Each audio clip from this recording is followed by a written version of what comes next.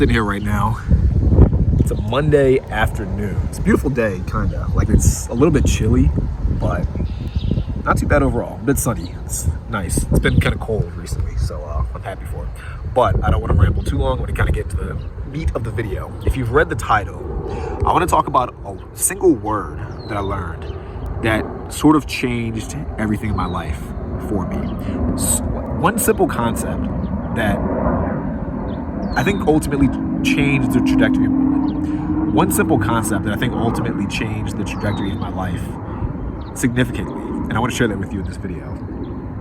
Now, real quick, if you're not familiar with me or if you've never watched any of my videos, first of all, welcome to the channel. Second of all, about a decade ago or so, I would say probably about 2017 or 2000, when was this? Maybe 2018 or 2019.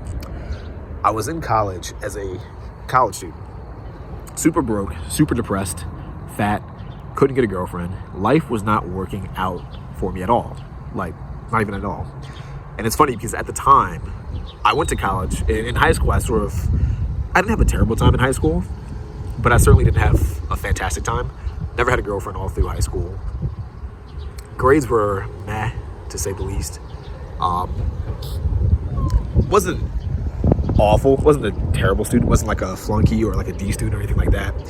But I certainly wasn't like an A student or super, nothing special. I'll put it that way, nothing special.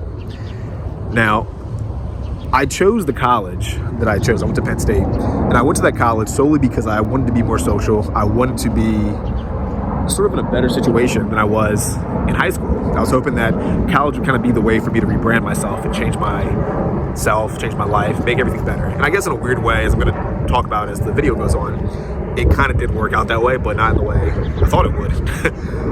Kind of had to go through the fire, so to speak, to get to the glorious other side, we'll call it that.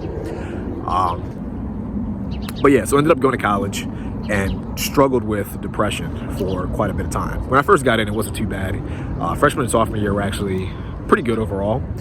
It was around junior year that I really started to hit like that low point. And it was the strangest thing. Like, it kind of felt like out of nowhere. Like, in hindsight, it felt like it came out of nowhere. But I think for a while, I really had a bad relationship with myself. I think part of it, especially because I was living by myself at the time, you kind of sit there and you think to yourself and you're like, man, I'm not where I want to be. I don't really have that much money.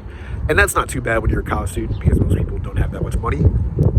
But then you see other people with like girlfriends, for example, and you think to yourself like, damn, I wish I had a girlfriend. Like, life would be so much better, cozier, and nicer if I had a girlfriend. And then you start to kind of dwell on that mindset and that thought, and that kind of screws you over. And then you start thinking about other things like, did I choose the right major?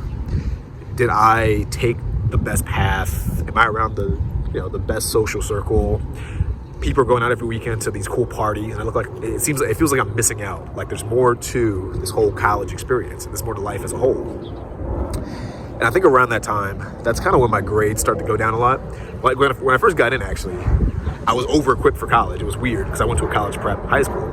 When I first got to college, it was pretty easy overall. Didn't struggle too much, didn't have to study that much. And then around junior year, I'm not going to say the classes got harder. I just put in less effort. I stopped seeing the need to really study. This is kind of when the depression started to kick in. Didn't go to class much. Didn't really study that much. Grades started to go down. And I really felt like I was in a really horrible situation. And I remember around, I would say like mid-December. No, not even mid-December. I think early December or so. I got a letter in the mail.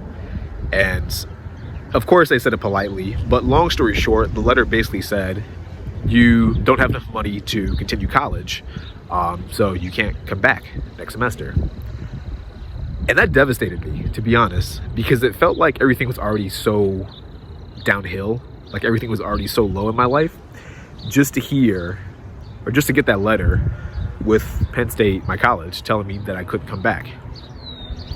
And so, I packed up, went back home, made it a mission sort of to still be around the campus. My goal was sort of I kind of had the mindset that eventually I would get back into school.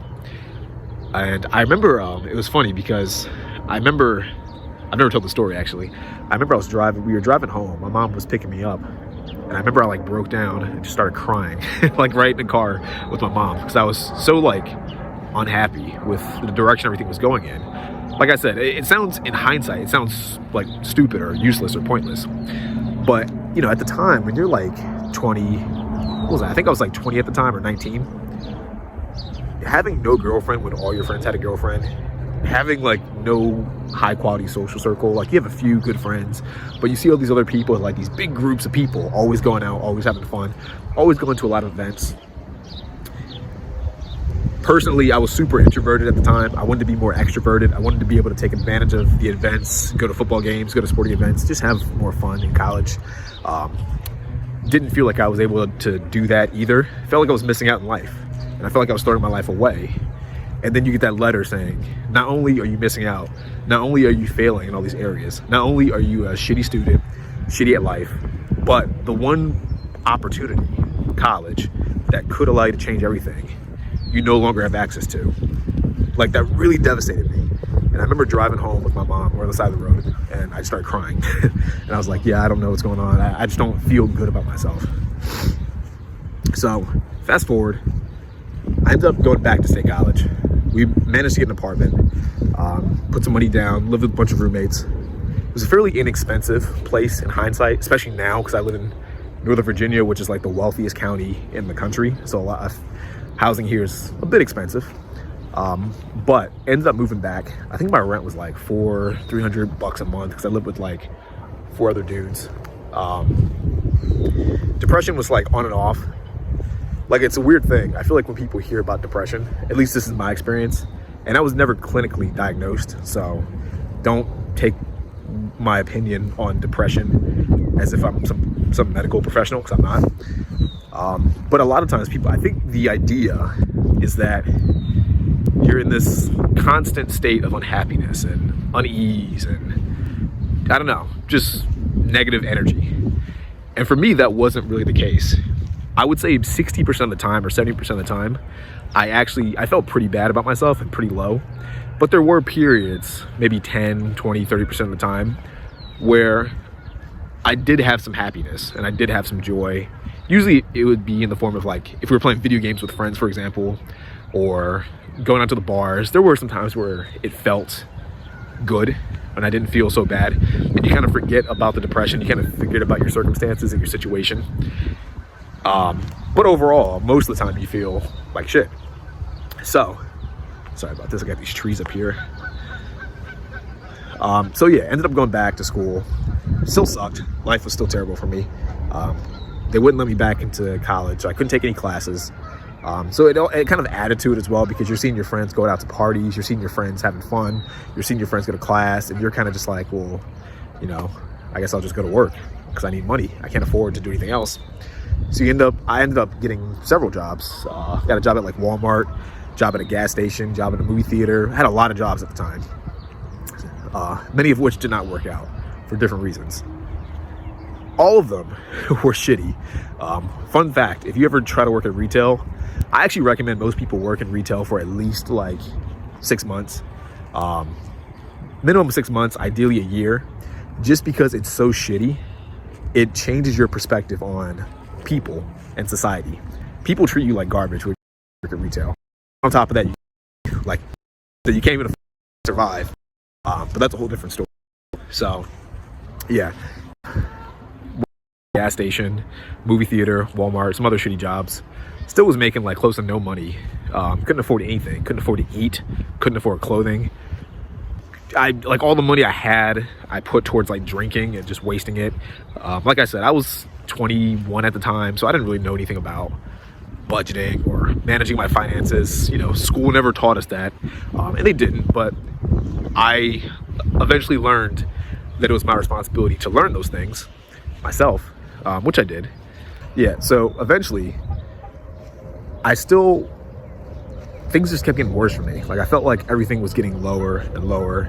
You work at a gas station every day. Some of the people you work with, they tell you like depressing stories about things they wanted to accomplish and they just never got it. And you sit there and think to yourself, like, is this what I'm destined for? is this what's going to happen to me? Is this the life that I'm going to live? Am I going to be here for the rest of my life working at a gas station, making about $7.50 an hour, never really achieving anything or accomplishing any of my goals or dreams? Is this what I'm meant for? That was really the thought that crossed my mind the entire time when I was working at that gas station. So eventually, I don't even know how it happened. I just started to get so depressed that I would ask questions, and I would sit there and think to myself, like, is this really all I'm meant for? Is this really the furthest I can go in life? Is this where the journey ends at like 21 years old, just working here at this gas station, retail, getting paid nothing, while other people are out there living fantastic lives? And I remember to this day, there was one day in particular that really depressed me. And I used to work a lot of the late shifts, like the night shifts at the gas station. Usually, I think the shifts were from like 5 p.m. to 2 a.m., something like that. And they weren't terrible shifts on the surface. But what made them so shitty is that every Friday and Saturday, I always worked every Friday and Saturday. I worked all through college, or like for the 7 years I was in college, I worked. I remember on Fridays and Saturdays, this one, I think it was a Saturday in particular, I was sitting there and there's like a window to the right of me. And it's like, like a huge, long window. So you can see completely out of it. And I saw these kids, it's like frat guys or just people living in the area, going to a party. You can tell they're going to bars. The girls were with them. The girls were hot, all dressed up. The guys were having fun. They're all drunk. And I was sitting there thinking, like, damn, I'm just missing out in life. Like, I hope my 20s are going by. I can't even have fun. So I'm sitting here at this fucking gas station just working all the time. Still not getting paid, like barely getting any money. It's awful. So I remember from that point on, I was like, I need to get some money. I need to get like rich. I need to do something different with my life. I need to get in shape, because at the time I was still kind of fat. I need to get in shape. I need to figure out how to have a successful, high quality life. And at that point, that's when I started to go to the library, started to read, started to get into philosophy, started to learn how to get in shape, how to take care of my finances, how to manage my social circle and deal with people better. And it's around that time that I learned this word to tie it all around, the whole purpose of this video. And this word that I learned was called eudaimonia. Now, eudaimonia effectively means the good life, or the fulfilled life, or the flourishing life. And I learned this word, and it was a massive game changer for me, not for the word itself, but really because of the framework that word represented. Now, as far as what the word represented, what I'm going to do is I'm going to share exactly what you can do to change your life the way I did, using that one simple word, using that one concept. I'm doing a live training this upcoming Thursday at 6:30 p.m. You can use the link below in the description, register for it. Like I said, it's completely free. It's going to be about 2 hours, 2.5 hours. There's a 30-minute Q&A, but I'm going to share that word eudaimonia with you. I'm going to share exactly what that word entails, how to use it to your advantage, how I used it to change my life completely, dramatically, drastically, from a broke, virgin, loser college student to what I would consider fulfilled, happy. Success is relative, but I would consider myself relatively successful. And I'm going to show you step by step exactly how to do it this upcoming Thursday. So, like I said, click the link below in the description. There's going to be a live training this Thursday at 6:30 p.m. It's going to be about 2 hours, 2.5 hours. There's going to be a live Q&A afterwards, 30-minute Q&A. You're going to get a gift if you sign up, and you're going to get another gift if you stay to the end. So, a lot to look forward to. But I hope to see you in the live training this upcoming Thursday. Peace out.